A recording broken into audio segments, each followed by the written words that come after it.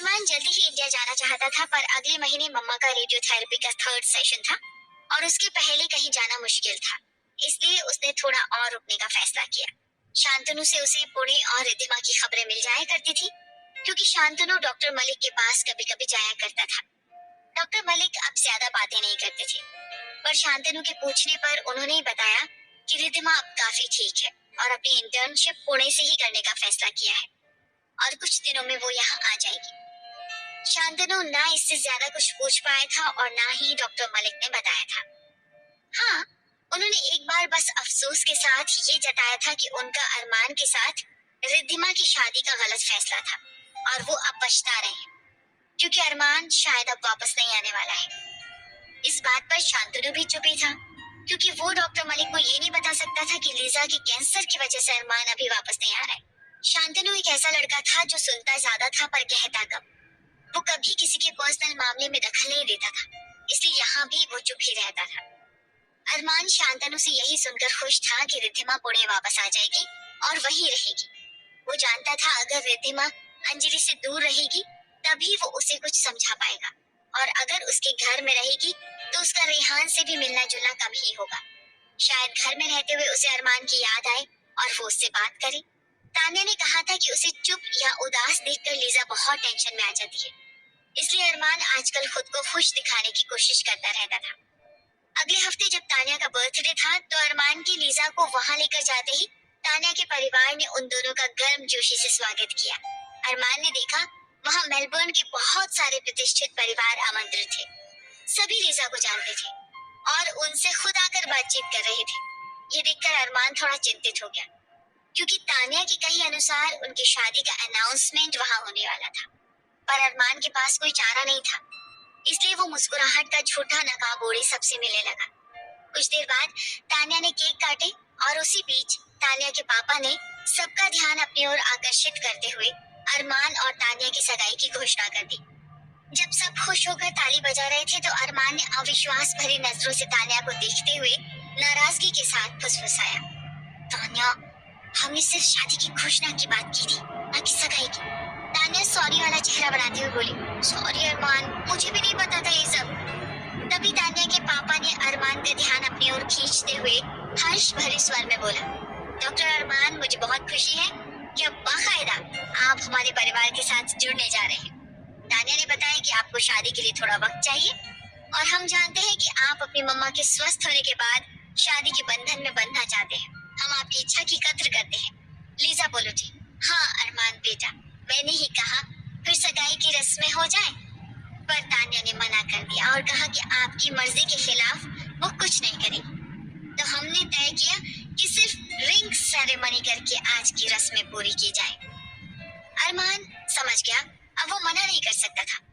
वो तान्या को भी इसके लिए दोषी नहीं ठहरा सकता था, क्योंकि मम्मा का कहना था कि उसने खुद कुछ करने को मना कहा है। वो जब अपनी इन भावनाओं में उलझा हुआ था तो रिंग सेरेमनी की रस्म पूरी की गई और उसके साथ ही सबने बड़े हर्षोल्लास के साथ उनकी जोड़ी को शुभकामनाएं दी। फिर खान पान के बाद सब डांस फ्लोर पर आ गए, जहां अरमान और तान्या सबके आकर्षण के केंद्र बिंदु थे। तान्या बहुत अच्छी डांसर थी। वो रोमांटिक डांस बलेरो में पारंगत थी और चारों तरफ से उसकी डांस की मांग होने लगी, जिसमें अरमान को उसका साथ निभाना पड़ा। पर तान्या के साथ डांस करते हुए वो भी उन यादों में खोया हुआ था जब महाबलेश्वर में रिद्धिमा मुस्कान के साथ डांस कर रही थी और गलत स्टेप लेने पर मुस्कान की डांट खाकर सहमी हुई नजर से उसे देखने की कोशिश की जा रही थी, और फिर अरमान के वहां जाने पर कैसे शर्माते हुए चोर नजरों से उसे देख रही थी। वो उन यादों में खोया हुआ भूल चुका था कि उसके साथ तान्या है, रिद्धिमा नहीं। डॉक्टर मलिक कमरे में बैठे नाश्ता कर रहे थे और अरमान के बारे में सोच रहे थे। उन्हें आज महसूस हो रहा था कि उन्होंने अपनी जिंदगी में 2 गलत कदम उठाए, जिसमें से एक उनका और लीजा के साथ शादी का और दूसरा अरमान के साथ रिद्धिमा की शादी थी। उन्हें अपने लिए अब अफसोस नहीं था, पर रिद्धिमा के लिए था, जो कुछ बोलने के बजाय घुट घुट कर मरना पसंद करती थी। डॉक्टर मलिक को अब लग रहा था कि उन्हें उन दोनों की शादी की जल्दबाजी नहीं करनी चाहिए थी और अरमान से थोड़ा वक्त मांगना चाहिए था, पर वो अरमान के पुणे में रहने की सोच के साथ इतने अंधे हो गए थे कि रिद्धिमा के बारे में एक बार भी नहीं सोचा। उन्हें अच्छी तरह पता था रिद्धिमा को नीली आंखों वालों से नफरत थी, फिर भी उन्होंने उससे उसकी मर्जी नहीं पूछी। पद्मा उनके हॉस्पिटल में हेड नर्स थी और डॉक्टर विजय उनके और डॉक्टर शशांक के दोस्त थे। उन्हें डॉक्टर विजय की लड़कियों के शौक के बारे में पता रहते हुए भी उन्होंने पद्मा का उनके साथ मेलजोल बढ़ते देखकर कभी उन्हें इस बारे में आगाह नहीं किया था। पद्मा की जिंदगी डॉक्टर विजय ने बर्बाद कर दी थी और अब रिद्धिमा की जिंदगी अरमान ने बर्बाद कर दी है, मगर वो ऐसा नहीं होने देंगे। वो एक बार कोशिश करेंगे अरमान से बात करने की, और अगर वो वापस ना आना चाहे तो उससे रिद्धिमा को तलाक दिलवाकर रेहान के साथ उसकी शादी कर देंगे। रेहान रिद्धिमा के साथ बहुत खुश होगा। यही सोचते हुए उन्होंने अरमान को कॉल करने की सोची कि तभी अंजलि का कॉल आया। वो डॉक्टर मलिक से अभी मिलना चाहती थी। डॉक्टर मलिक ये सोचकर थोड़े प्रसन्न हुए कि रिद्धिमा भी आई होगी, इसलिए उन्होंने कहा, अच्छा हुआ रिद्धिमा आ गई, पर आप मुझसे मिलने के लिए क्यों पूछ रहे हैं? आप लोग घर पर आ जाओ, ये अभी भी रिद्धिमा का घर है और रहेगा। अंजलि ने थोड़े गंभीर स्वर में कहा, अंकल सॉरी, रिद्धिमा नहीं आई है, पर उसकी वजह से मैं आपसे मिलने आई हूँ। क्या हुआ रिद्धिमा को? कुछ नहीं अंकल, वो बिल्कुल ठीक है, मुझे आपसे कुछ बात करनी है। डॉक्टर मलिक ने तुरंत आने को कहा और व्यग्र होकर अंजलि का इंतजार करने लगे। अंजलि के आने पर डॉक्टर मलिक ने काकी को अंजलि के लिए नाश्ता लाने को कहा और उसे बिठाते हुए पूछा, क्या बात है अंजलि, आप क्या कहना चाहते हैं? अंजलि थोड़ी देर चुप रही, फिर बोली, अंकल पता नहीं रिद्धिमा को क्या हुआ है, उसने मुझे जितनी जल्दी हो सके तलाक के कागजात रेडी करने को कहा है। उसने कहा है जितनी जल्दी तलाक हो जाए वो तैयार है। मैं भी चाहती हूँ अंकल, ये रिश्ता जब बना ही नहीं है तो टूट जाए, पर रिद्धिमा को जैसे बहुत जल्दी है और अचानक उसमें ये परिवर्तन आए हैं। क्या आपको पता है ऐसा क्या हुआ है? डॉक्टर मलिक ने सिर हिलाते हुए जवाब दिया, नहीं पुत्र, मुझे तो इस बारे में कुछ नहीं पता, पर अब तो लगता है कि जितना जल्दी डिवोर्स हो जाए उतना अच्छा है। अगर अरमान को ये रिश्ता रखना होता तो कम से कम एक बार तो कॉल करता, रिद्धिमा को ना सही मुझे करता। पर मैं ये जानता हूँ कि अरमान को यहाँ के बारे में सब कुछ पता है, क्योंकि शांतनु आता रहता है और मुझसे बात करता रहता है। उसे पता है कि रिद्धिमा अब तक मुंबई में है, फिर भी उसने पूछना ठीक नहीं समझा कि उसकी प्लानिंग क्या है, या अरमान खुद क्या सोच रहा है। अंजलि भी सोच में डूबी हुई थी, इसलिए चुप रही। उसने गुस्से में अरमान से कह दिया था कि वो अपनी बहन को उससे अलग करेगी, पर अतुल ने उसे समझाया था कि ये एक बहुत नाजुक मामला है। अंजलि अपनी बहन के प्यार में भावुक होकर जल्दबाजी ना करे, और अंजलि अतुल की बात बहुत मानती थी, इसलिए गुस्सा होने के बावजूद वो कुछ दिनों से चुप थी और अरमान के अगले कदम का इंतजार कर रही थी। पर 2 दिन पहले रिद्धिमा ने खुद उसे बुलाकर कहा था कि अब वो इस बंधन में नहीं रहना चाहती है। अंजलि को यह सुनकर आश्चर्य हुआ था, पर उसके पूछने पर रिद्धिमा ने कुछ जवाब नहीं दिया था। वैसे भी रिद्धिमा कभी ज्यादा बोलती नहीं थी।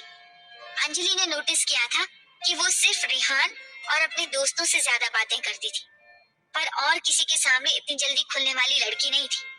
अंजलि उससे सही जवाब ना पाकर पुणे चली आई थी। उसने सुना डॉक्टर मलिक कह रहे थे, अंजलि मैंने इस विषय में बहुत सोचा, मुझे भी लगा कि इस बंधन से जितनी जल्दी रिद्धिमा आजाद हो जाए उतना ही ठीक होगा। जब मैं और लिजा अलग हुए थे, यानी वो ऑस्ट्रेलिया चली गई थी, उसके बाद भी हम कांटेक्ट में रहे, एक दूसरे का हाल पूछते रहे, पर यहाँ तो लग रहा है कि दोनों अजनबी हैं। मुझे अरमान के लिए कोई टेंशन नहीं है, मैं जानता हूँ वो अपनी जिंदगी में आगे बढ़ जाएगा, पर रिद्धिमा तो इस तरह घुट घुट कर मर जाएगी। अब अगर वो भी अलग होना चाहती है तो ये अच्छा है, दोनों जितना जल्दी आजाद हो जाए अच्छा है। आप वकील से बात करके तलाक के कागजात तैयार करवाइए और उसमें रिद्धिमा का साइन ले लीजिए, मैं उसे अरमान को भेज दूंगा। अंजलि ने हाँ में सिर हिलाया और उदास स्वर में बोली, ठीक है अंकल, मैं आपको पेपर्स दे जाऊंगी। रिद्धिमा अपने कमरे में बैठी हुई थी। वो जानती थी अंजलि आज पुणे गई है मलिक अंकल से बात करने। 2 दिन पहले जब रिद्धिमा ने अंजलि को बुलाकर डिवोर्स के लिए कहा था तो अंजलि चौंक गई थी और पूछा था, क्या हुआ है रिद्धिमा, अरमान का फोन आया था, उसने कुछ भला बुरा कहा? रिद्धिमा ने नामे से हिलाते हुए दृढ़ स्वर में कहा, नहीं दी, पर मैं समझ गई हूँ अरमान ने गुस्से में मुझसे शादी की थी और अब ये शादी उसके पैरों की जंजीर बन गई है, इसलिए मैं चाहती हूँ उसे आजाद कर दूं। जब हम दोनों में पति पत्नी का कोई रिश्ता है ही नहीं तो इस धागे को जोड़कर रखने का क्या मतलब है? अंजलि उसकी ओर देखते हुए बोली थी, पता नहीं तेरी बातें सुनकर मुझे बहुत अजीब लगता है, यही चाहती है तो मैं पहले मलिक अंकल से बात करना चाहूंगी, आखिर उनका भी कोई हक है तुझ पर। रिद्धिमा ने हामी से झिलाया और अंजलि हॉस्पिटल से छुट्टी लेकर पुणे चली गई थी। रिद्धिमा बिस्तर पर ढह गई थी और उसने अपनी आंखें बंद कर ली, पर आंखों के सामने वो तस्वीरें तैर गई थी जो कुछ दिन पहले उसे मिली थी। वो अरमान और तानिया की सगाई की तस्वीरें थी, जिसमें अरमान की मम्मा के साथ बहुत सारे लोग मौजूद थे। सब कितने खुश दिख रहे थे।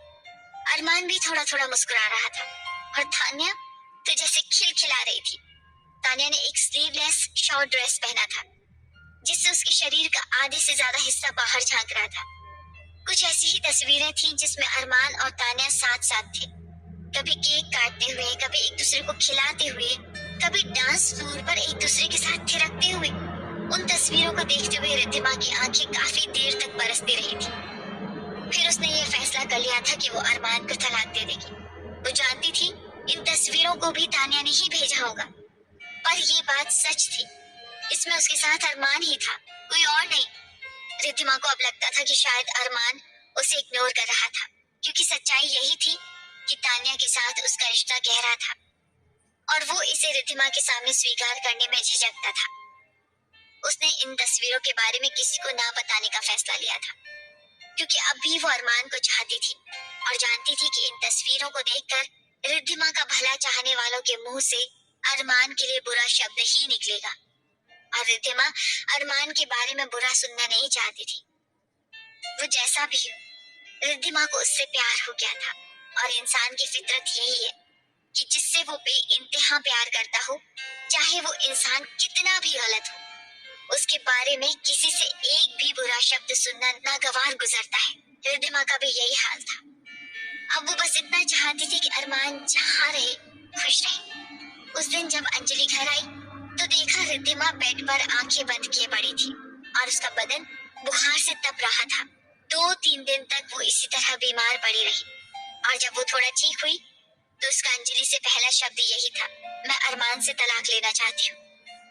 अरमान ने मम्मा से इंडिया जाने की इजाजत ले ली थी और मम्मा की रेडियोथेरेपी का इंतजार कर रहा था। उसे मम्मा से प्रॉमिस किया था कि बस 1 हफ्ते ही वहाँ रुकेगा और मम्मा को रोज कॉल करेगा। लीजा ने अरमान से ये भी कहा था कि उसके पापा से बात करे, उन्हें समझाए और कुछ दिन के लिए ही सही अपने साथ ऑस्ट्रेलिया ले आए। अरमान ने उन्हें भरोसा दिलाया था कि वो पापा को मनाने की कोशिश करेगा, पर वो खुद नहीं जानता था कि इंडिया आकर वो कैसे सब कुछ ठीक कर पाएगा। वो जानता था रिद्धिमा से माफी मांगने पर वो मान जाएगी और फिर उसे हालात समझाने पर वो शायद समझ भी जाए, पर अंजलि और पापा को वो कैसे समझाएगा, ये उसकी समझ से बाहर थी। इसके साथ ही उसके जहन में रेहान नाम का एक खतरा बनकर तलवार जैसा लटक रहा था। उसे ये भी पता लगाना था कि क्या रिद्धिमा सच में रेहान से प्यार करती है, क्या सच में अरमान से अलग होकर रेहान से शादी के बंधन में जोड़ना चाहती है। कई बातों का जवाब चाहिए था उसे और कई मसले हल करने थे। मम्मा की रेडियोथेरेपी के बाद वो घर चला आया, क्योंकि 3rd डोज हैवी होने के कारण डॉक्टर सुमन ने एक दिन लीजा को हॉस्पिटल में ही रहने की सलाह दी थी। मम्मा अभी सो रही थी, इसलिए अरमान घर आया। आते ही उसने देखा कि इंडिया से उसके नाम कुरियर आया है। उसने धड़कते दिल से उसे खोला और उसकी आंखें फटी की फटी रह गई। उसमें अरमान और रिद्धिमा के तलाक के कागजात थे, जिसमें रिद्धिमा ने ऑलरेडी साइन कर रखा था। ये देखकर अरमान का गुस्सा 7वें आसमान पर पहुंच गया और वो अंजलि को कॉल करने ही जा रहा था कि उसकी नजर उस लिफाफे के पते पर गई और वो चौंक गया। वहाँ उसके पापा का नाम और उसके घर का पता था, अर्थात पापा ने या रिद्धिमा ने खुद ये पेपर्स भिजवाए। वो कुछ देर यूं ही बैठा रहा, क्योंकि उसे समझ नहीं आ रहा था कि क्या करे। फिर उसने डॉक्टर मलिक को फोन किया और कुछ ही देर में डॉक्टर मलिक ने फोन रिसीव करते हुए कहा, आपको मिल गए पेपर्स। अरमान पापा को इस तरह से बात करते हुए सुनकर चौंक गया, फिर खुद पर काबू पाते हुए पूछा, पापा ये क्या है, किसने भेजे ये पेपर्स। डॉक्टर मलिक ने बहुत ही स्वाभाविक लहजे में उत्तर दिया, अरमान ये कागजात मैंने भेजे और जितनी जल्दी हो सके इस पर साइन करके भेज दीजिए, क्योंकि मैं चाहता हूँ जितनी जल्दी हो सके आप दोनों अलग हो जाएं तो बेहतर है। अरमान ने आश्चर्य से पूछा, पापा आप ये क्या कह रहे हैं, तलाक की बात आई कहाँ से। डॉक्टर मलिक ने उत्तर दिया, वहीं से जब आप इस रिश्ते को समाप्त करके ऑस्ट्रेलिया चले गए थे। अरमान ने गुस्से से बोला, मैंने कब कहा कि मैं रिद्धिमा को तलाक दूंगा। डॉक्टर मलिक ने भी गुस्से से जवाब दिया, तो क्या आप अपनी मर्जी चलाओगे और वो यहाँ आपकी पत्नी बनकर सारी उम्र यूं ही गुजार देगी? देखिए अरमान, ये मनमानी आपकी मम्मा ने कभी की थी, जिसका खामियाजा मैं भुगत रहा हूँ। मैंने अपनी जिंदगी अकेलेपन में गुजार ली, पर अब मैं ये नहीं चाहूंगा कि उस बच्चे के साथ ऐसा हो। मैं चाहता हूँ वो आपसे अलग होकर दूसरी शादी कर अपनी जिंदगी आनंद से बिताए, इस तरह मर मर कर नहीं। इतना सुनते ही अरमान का पारा चढ़ गया और वो चिल्लाया, पापा, आप मम्मा के बारे में ऐसा कैसे कह सकते हैं? मुझे लगता है रिद्धिमा के लिए आप वो भी कर सकते हैं जो आपने हमारे लिए नहीं किया। ये सुनकर डॉक्टर मलिक कुछ चुप रहे, फिर ठहरी हुई आवाज में कहा, शायद मैं वही करूं अरमान, क्योंकि जब मेरे पास आप और आपकी मम्मा नहीं थी, तब ये लड़की थी जो मुझे हंसाती थी, मेरी देखभाल करती थी और मेरा अकेलापन बांटती थी। और पर उनकी बात को पूरा करने से पहले ही अरमान ने गुस्से से कहा, रिद्धिमा के प्यार ने आपको अंधा बना दिया है पापा, इसलिए आप अपने परिवार के बारे में ऐसा कह रहे हैं। शायद आप अपनी प्रॉपर्टी उसके नाम कर दें। डॉक्टर मलिक ने क्रोधित होकर कहा, शायद आप सही हो अरमान, पर अगर आप ऐसा सोचते हो तो मुझे कोई फर्क नहीं पड़ता। मैं ऐसा ही करने वाला हूँ। ये हॉस्पिटल, ये प्रॉपर्टी मैं उसी के नाम करने वाला हूँ। और अरमान, मैं आपसे ज्यादा बहस नहीं करना चाहता हूँ। मैं चाहता हूँ जितनी जल्दी आप दोनों का डिवोर्स हो जाए उतना अच्छा है, क्योंकि मैं चाहता हूँ वो रेहान के साथ अपना घर फिर से बसा दे। रेहान का नाम सुनते ही अरमान के जबड़े भिंच गए। तो पापा भी यही चाहते हैं जो अंजलि ने कहा था, और रिद्धिमा भी यही चाहती होगी। तो ठीक है, वो क्यों इस तरह रिद्धिमा के प्यार में जलता रहे? पापा अगर उसके और मम्मा के बारे में ऐसा ही सोचते हैं तो ठीक है, वो मम्मा के साथ यही रहेगा, और मम्मा जो चाहती है वही होगा। वो रिद्धिमा को तलाक दे देगा, और अब सिर्फ इसी काम के लिए वो इंडिया जाएगा। अरमान के लिए अगले 2 महीने बहुत भारी थे, क्योंकि लीजा की तबीयत ज्यादा बिगड़ जाने के कारण रेडियोथेरेपी स्टॉप करनी पड़ी थी। उन्हें सांस लेने में बहुत तकलीफ हो रही थी और उन्हें 15 दिन तक हॉस्पिटल में एडमिट रहना पड़ा।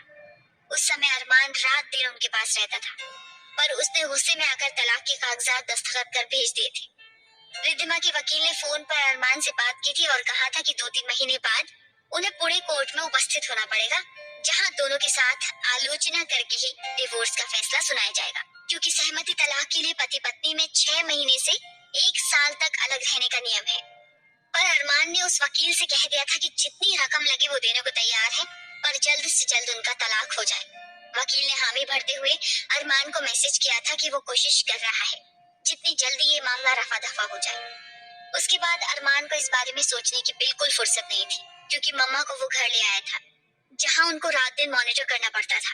तान्या भी इस काम में अरमान का हाथ बटाया करती थी और हॉस्पिटल से फ्री होते ही अरमान के घर आ जाती थी और उनकी देखभाल करती थी। अरमान को कभी कभी लगता था कि तान्या ही सही लड़की है उसकी पत्नी बनने के लिए, न कि रिद्धिमा। लीजा भी तान्या को देखकर बहुत खुश होती थी और बड़े अफसोस के साथ कहती थी कि उसकी वजह से तान्या अब तक इस घर की बहू नहीं बन पाई है। पर तान्या उनकी इस बात पर जवाब देती थी कि उसे कोई जल्दी नहीं है, पहले वो ठीक हो जाए फिर वो शादी करेगी। तब तक लीजा आंटी उसे अपनी बेटी माने तो उसे बहुत खुशी होगी। 2 महीने बाद लीजा की रेडियोथेरेपी हुई थी और सक्सेसफुल थी, जिससे सब बहुत खुश थे। अरमान शायद रिद्धिमा और अपने रिश्ते के बारे में भूल ही चुका था। तभी एक दिन वकील का फोन आया कि एक बार अरमान को वहाँ कोर्ट में आना है और अपना दस्तखत वेरीफाई करना है, बाकी सारे प्रोसेस हो चुके हैं। अरमान को शांतनु ने बताया कि रिद्धिमा वापस आ गई है और उसने मलिक एंड मलिक कॉलेज से ही इंटर्नशिप करने का फैसला किया है और डॉक्टर मलिक के घर में ही रुकी है। ये सुनकर अरमान के तन बदन में आग लग गई थी। आज तो ऐसी हालत थी कि उसका अपना घर ही पराया हो चुका था। उन दोनों का तलाक होने वाला था और रिद्धिमा उस घर पर हक जमाए बैठी थी जो उसका ससुराल था। शांतनु से उसे ये भी पता चला कि रेहान छुट्टियों में कुछ दिन के लिए पुणे आया था और मलिक अंकल के साथ उनको शांतनु ने देखा था। मलिक अंकल की तबीयत थोड़ी खराब थी और उन्होंने ही रेहान को अपने यहाँ रुकने के लिए कहा था। अरमान के लिए ये बातें उसकी क्रोधाग्नि में घी डालने जैसा काम कर रही थी। उसने सोच लिया था कि वो पुणे जाकर अपने घर नहीं जाएगा बल्कि होटल में रुकेगा और कोर्ट में हाजिरा देकर ही वापस आ जाएगा, क्योंकि ना उसका पुणे में रहकर कोई फायदा था और ना ही लीजा चाहती थी कि वो ज्यादा दिन बाहर रुके। परंतु पुणे आते ही जैसे सब कुछ गड्ड-मड्ड हो गया। अरमान को वो पल याद आने लगे जो उसने यहाँ बिताए थे, जो सपने उसने रिद्धिमा के साथ देखे थे, और साथ ही साथ एक इच्छा बलवती होने लगी थी। वो थी रिद्धिमा से मिलने की चाह। पता नहीं क्यों अब उसके दिल में एक ही चाह रह गई थी, उस लड़की से मिलना जो अपनी पेंटिंग में हूबहू अरमान को पोर्ट्रेट कर देती थी, जो उसके घर को ऐसे सजाती थी मानो वो घर नहीं उसका मंदिर हो, जिसके यत्न से उसके बगीचे के फूल ऐसे खुश होकर महकते थे मानो उन्हें नवजीवन मिल गया, जिसके लिए पेड़ पत्तों से लेकर पक्षी तक इंतजार करते थे कि वो कब आएगी और अपने प्यार से, अपनी मीठी बातों से सबका दिल बहलाएगी, जिसके द्वारा बनाए गए स्वादिष्ट खाने में उसकी कोमल हाथों की खुशबू रहती थी, जिसके बदन से उठती भीनी भीनी खुशबू अरमान के तन और मन को महकाती, एक नशा पैदा कर देती थी और लगता था उस नशे में झूमते जाए, लहराते जाए। जिस लड़की को पक्षियों की भाषा समझ भी आती थी, जिसे पानी से डर लगता था पर बारिश में भीगना पसंद था, जिसके अनभिज्ञ पैर जब नृत्य के ताल पर थिरकते थे तो दिल झूम उठता था, जिसकी खामोश आंखें सब कुछ बयां कर जाती थी, पर अरमान के दिल में उसे जानने की चाह और बढ़ती जाती थी। पर पता नहीं उससे क्या गलती हो गई कि उनका वो रिश्ता बनने से पहले ही टूटकर बिखर गया था। अरमान बस एक बार रिद्धिमा से मिलना चाहता था और पूछना चाहता था कि उसकी क्या गलती है। वो गुस्से में जरूर गलत कर बैठता है, पर ये आदत तो रिद्धिमा को भी अब तक पता चल गया था। फिर क्या था? फिर क्या वो उसे थोड़ा वक्त नहीं दे सकती थी? शायद नहीं, क्योंकि रिद्धिमा के पास रेहान है, जो हर चीज में परफेक्ट है, हैंडसम है, केयरिंग है, रिद्धिमा को प्यार करता है और उसके बचपन का दोस्त है। वो दोस्त जो अरमान से ज्यादा भरोसेमंद है, जो कभी भी रिद्धिमा को तकलीफ नहीं पहुंचा सकता, जो उसके साथ हर पल उस छांव की तरह है जिसके नीचे रिद्धिमा को जीवन की कोई कड़ी धूप छू भी नहीं पाएगी। अरमान ने एक लंबी सांस ली और अपनी आंखें बंद कर ली। वो होटल में अपने कमरे में लेटा इन्हीं ख्यालों में खोया हुआ था। शांतनु आया था और काफी देर तक बैठा था। उसने ही रेहान के बारे में ये सब बातें बताई थी, क्योंकि डॉक्टर मलिक शांतनु को रेहान के बारे में काफी कुछ बता चुके थे। आज भी रेहान यही था। वो छुट्टियों में आया था क्योंकि उसका ट्रांसफर मेघालय में हो चुका था और चंद दिनों की छुट्टी मिली थी उसे। शायद वो तलाक लेने में रिद्धिमा का हौसला बढ़ाने आया था। अरमान ये सोचते ही उठ बैठा। उसकी आंखों में आंसू तो नहीं थे, परंतु आंखों में एक अजीब सी जलन हो रही थी। वो कल यहाँ आया था, पर डॉक्टर मलिक उससे मिलने नहीं आए थे और ना ही फोन किया था। वो पुणे में था, पर अपने घर नहीं जा सकता था। शायद उनके तलाक के बाद उस घर में एक पार्टी सेलिब्रेट की जाए, अरमान से रिद्धिमा को छुटकारा दिलाने की और रेहान की रिद्धिमा की जिंदगी में एंट्री की खुशी में। अब अरमान यहाँ अजनबी और अवांछित था। अरमान का ध्यान टूटा तानिया के कॉल से। अरमान, सब ठीक है ना? अंकल से मिल लिए? अरमान ने इतना कहा। हाँ तानिया, यहाँ सब ठीक है। मम्मा ठीक है ना? हाँ अरमान, आंटी बिल्कुल ठीक है। मैं उन्हीं के पास हूँ, तुम टेंशन मत लेना, बस तुम जल्दी से वापस आ जाओ। अरमान को भी लग रहा था कि उसके यहाँ रुकना बेकार है। उसका यहाँ अपना कोई नहीं है जिसके लिए वो रुक जाए। उसने जवाब दिया, तानिया मेरी परसों सुबह फ्लाइट है, मैं वापस आ रहा हूँ। तानिया खुशी से चिल्लाई, वाह हो, जल्दी आ जाओ अरमान, तुम्हारे बिना कुछ अच्छा नहीं लगता, ना मुझे और ना आंटी को। अरमान को जैसे तानिया की बातों से थोड़ा सुकून मिला। कोई तो है जो उसे चाहता है, उसकी कदर करता है, उसकी राह देखता है। उसने मुस्कुराते हुए कहा, गुड नाइट तानिया। तानिया बोल उठी, good night Armaan, love you.